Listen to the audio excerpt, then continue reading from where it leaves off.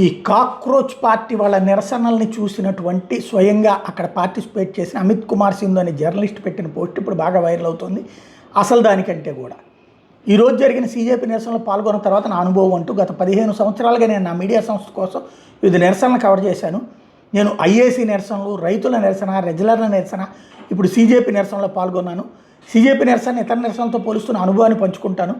CJP నిరసనలు బలవంతంగా సరిగ్గా ప్రణాళిక చేయనట్టుగా అనిపిస్తున్నాయి.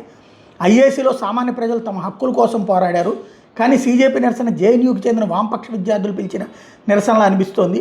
సీజేపీ నిరసన కంటే ఢిల్లీలోని ప్రైడ్ పెరేడ్కి ఎక్కువ మంది వస్తారు. యువజన ఉద్యోగంగా పేరు పొందినప్పుడు సీజేపీ నిరసనలో యువకుల కంటే వృద్ధులే ఎక్కువగా ఉన్నారు. స్పష్టమైన వర్గ వివక్ష కనిపించింది. వ్యవస్థాపకుడు, ప్రతినిధులు వీఐపీ ఏర్పాట్లు ఆస్వాదిస్తుండగా సాధారణ మద్దతుదారులేమో ఎండలో నిలబడ్డారు. ప్రజలు గుంపులుగా తిరుగుతూ రీల్స్ తీస్తూ సెల్ఫీలు తీసుకుంటున్నారు. ఓ బృందం ఆజాదీని, మరొక బృందం ఎల్జీబీటీ హక్కులను కోరుతుంటే మరికొందరు రాజీనామాలు డిమాండ్ చేస్తున్నారు. నా పాత్రికేయ వృత్తిలో జంతర్ మంతర్ దగ్గర నేను చూసిన అత్యంత చిన్న జన సమూహం ఇదే. 21వ శతాబ్దంలో ఇది అత్యంత అస్తవ్యస్తమైన నిరసన నేను చెప్తాను. ఈ బొద్దింకల కంటే ఒక జేసీబీకే ఎక్కువ మంది జనం వస్తారు.